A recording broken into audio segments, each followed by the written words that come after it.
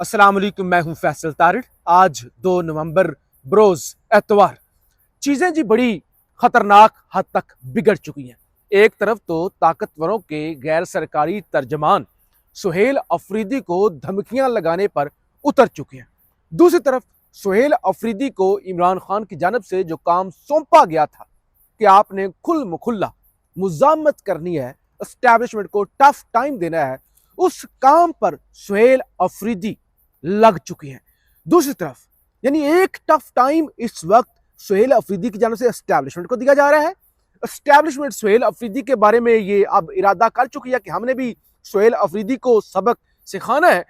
दूसरी तरफ से मरियम नवाज, यानी आपको बड़ा अजीब लगेगा कि पंजाब की चीफ मिनिस्टर मरियम नवाज जो एस्टैब्लिशमेंट की मर्जी से आई हुई हैं, उनकी वजह से वजीर आला है, उनके खिलाफ भी एक सिलसिला जो है वो लाहौर के अंदर चलना शुरू हो गया है। इस हवाले से भी हमने बात करनी है और दीगर भी बड़ी अहम यानी सूरत हाल बड़ी तेजी के साथ बदल रही है, क्योंकि 2 नवंबर का दिन आज गुजर रहा है और आपको पता है नवंबर के अंदर एहतजाज, नवंबर के अंदर 27वीं तरमीम, नवंबर के अंदर जो है वो आर्मी चीफ की एक्सटेंशन या नोटिफिकेशन, और फिर मौलाना फजल रहमान का किरदार और मौलाना फजल रहमान किस तरफ जा रहे हैं, क्या मौलाना के हवाले से दावे हो रहे हैं, ये सारी चीजें बड़ी अहम है। ये सब कुछ आपके सामने रखना है। आपसे गुजारिश है इस यूट्यूब चैनल को जरूर सब्सक्राइब करें, वीडियो को लाइक करें, शेयर करें और अपनी राय का इजहार जरूर किया करें।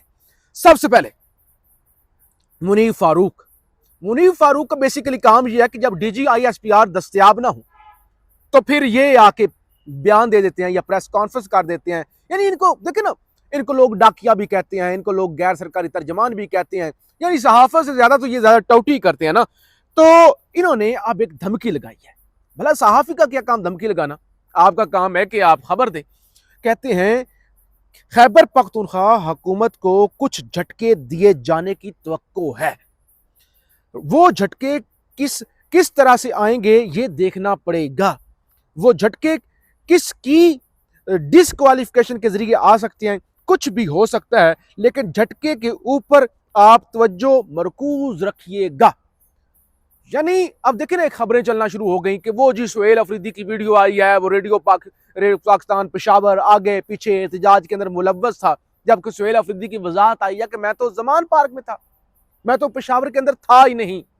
तो लिहाजा ये आप मुझ पर ये जो आप आजमाना चाह रहे हैं ना कि अदालतों के जरिए 9 मई के किसी केस के अंदर इसको सजा दिलवा के डिस्क्वालीफाई, वो जो जैसे वो अली अमीन गंडापुर पे एक तलवार जो है वो लटकी रहती थी, कहते थे जी वो शराब बरामदगी असले वाला मामला। तो मुनीफ फारूक ने बेसिकली धमकी लगाई है कि सुहेल अफरीदी अगर अच्छा बच्चा ना बना फिर काम खराब हो सकता है। यानी इससे पहले कहा गया नहीं भाई, रियासत ने सुहेल अफरीदी को मुस्तरद कर दिया है। अच्छा, रियासत ने सुहेल अफरीदी पर कांटा लगा दिया है।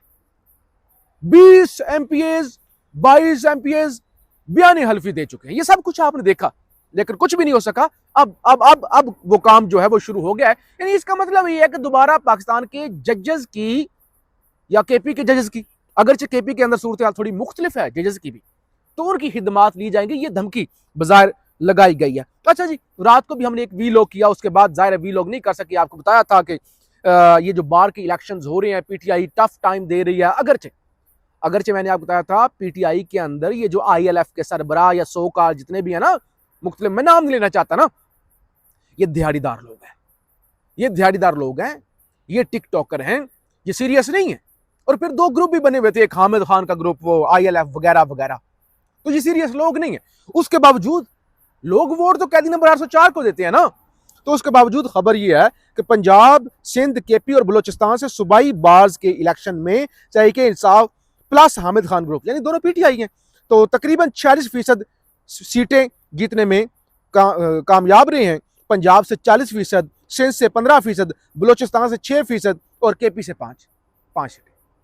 देखिए KP के अंदर अगरचे अली अमीन गंडापुर अप्रूव करके गए थे और सुहेल अफरीदी ने गालबन को 40 करोड़ से या 50 करोड़ के करीब वो थी। हमने बड़ी तनकीद भी की थी कि सुहेल अफरीदी साहब को घर से तो ये पैसे नहीं लाए हुए ना कि वो वकला को दे रहे हैं। वकला कौन सा भूखे नंगे हैं कि उनको पैसे दिए जाएं। उसके बावजूद KP से PTI को अच्छा रिजल्ट जो है वो नहीं मिल सका।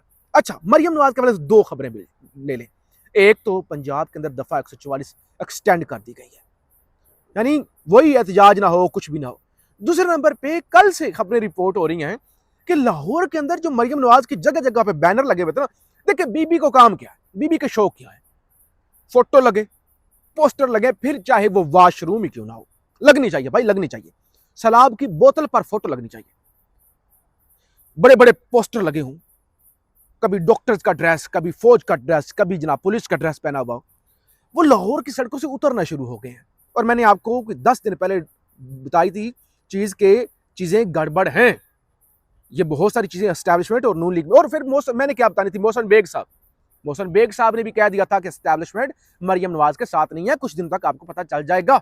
और चीजें अब उसी तरह वो पोस्टर जनाब उनके उड़ना शुरू हो गए। अच्छा, एक तो ये शाह महमूद कुरैशी वाला मामला बड़ा बिगड़ चुका है, बहुत ज्यादा डिस्कस हो रहा है पाकिस्तान के टीवी चैनल्स पर भी, सोशल मीडिया पर भी, और मुख्तलिफ बयान भी आ रहे हैं। एक तो सलमान अकरम राजा की आज 20 मिनट की शाह महमूद कुरैशी साहब से बात हुई है, और जरा ये कह रहे हैं कि बेसिकली ये फवाद चौधरी और XYZ जो है ना, इनका प्लान ये है कि बार बार वो शाह महमूद कुरैशी से मिलकर शाह महमूद कुरैशी को मशकूक कर दिया जाए और खान और शाह महमूद कुरैशी के अंदर दरार डाली जाए। तो बहरहाल ये चीजें तो हो रही हैं। और मैं 2-3 बयान भी आपके सामने रख देता हूं ना। एक तो इमरान इस्माइल, पहले तो बंदा पूछिए आप हैं कौन, नहीं आप कौन हैं? कहते हैं हम सबका ये ख्याल था कि अगर इमरान खान साइड पे हो जाएं और पार्टी का चेयरमैन किसी और को बना दें तो जो माहौल में तनाव है ये कम हो जाएगा। इमरान खान साइड पे हो जाएं, हम सबका ये ख्याल था। पीटीआई है क्या? इमरान खान को निकाल दे, पीछे क्या है?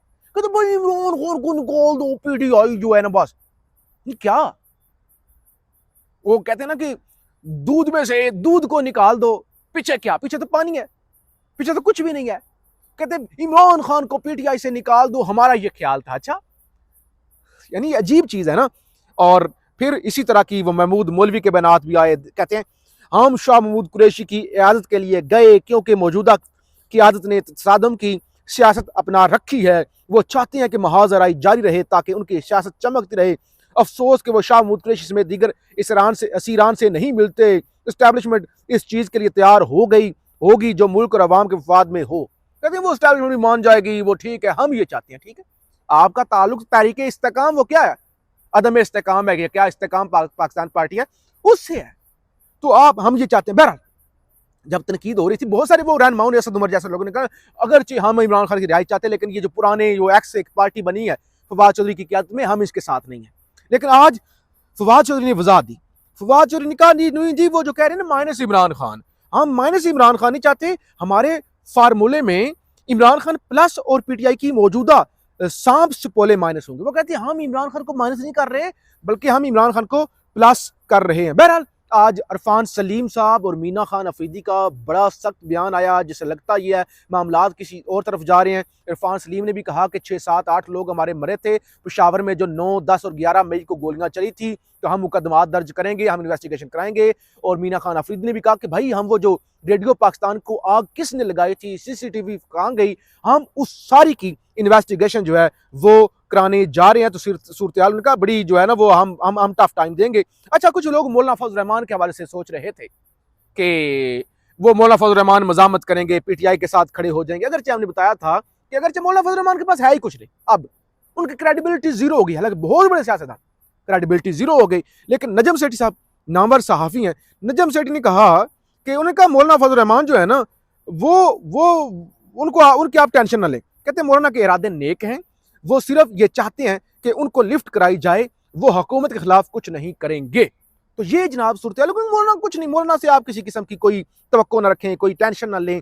अच्छा, बहरहाल एक लतीफ़ा कह लें या खबर कह लें, वो मैं आपके सामने आखिर में रखना चाहता हूँ। अगरचे ये भी लोग जो है वो लंबा हो रहा है और शायद हमारे जो कैमरा मैन है वो भी थक चुके हैं। एक बयान है जी जमात इस्लामी के साबिक सरबराह सराजुल हक साहब, क्या बयान दिया है। यानी आपने कमेंट्स के अंदर बताना है कि क्या शानदार बयान है जी, क्या अच्छी तजवीज़ है। कायदे आज़म मोहम्मद अली जिन्ना से लेकर आज तक किसी ने ऐसी तजवीज़ नहीं दी होगी। सराजुल हक साहब कहते हैं कि पीपल्स पार्टी नून लीग और पीटीआई के खात्मे के बाद पाकिस्तान बदल सकता है। यानी सराजुल हक कह रहे हैं कि पीपल्स पार्टी भी खत्म हो जाए, नून लीग भी खत्म हो जाए और पीटीआई भी खत्म हो जाए, फिर पाकिस्तान बदल सकता है। चाहना ये चाह रहे हैं कि ये सारी पार्टियां खत्म हो जाए, तो हो सकता है फिर वो हाल सिर्फ जमात इस्लामी, कि जमात इस्लामी फिर हो सकता है। वो कहा था ना कि वो उसने कहा कि अम्मा वो फलाना मर गया तो फिर लंबरदार कौन बनेगा, अम्मा ने कहा उसका बेटा बनेगा, अम्मा उसका बेटा भी मर गया तो कौन लंबरदार बनेगा, उसने कहा था बेटा उसका बेटा बनेगा। वो जब इस तरह बहस लंबी चली तो मरासी की मां ने कहा कि बेटा सारे भी मर जाएं, तुम लंबरदार नहीं बन सकते। तो ये वो कह रहे हैं कि भाई सारे खत्म कर जाएं, फिर उसके बाद हम मुल्क में तब्दीली लेके आएंगे। बहरहाल चीजें बड़ी खतरनाक सिमत की तरफ जा रही हैं। कल से जो नया हफ्ता हो रहा है, शुरू हो रहा है, इसके अंदर बड़ी पॉजिटिव तो नहीं कह सकते, लेकिन बड़ी बड़ी डेवलपमेंट्स होंगी। हम आपको आगाह करते रहेंगे। इस चैनल को जरूर सब्सक्राइब कर लें। पाकिस्तान जिंदाबाद।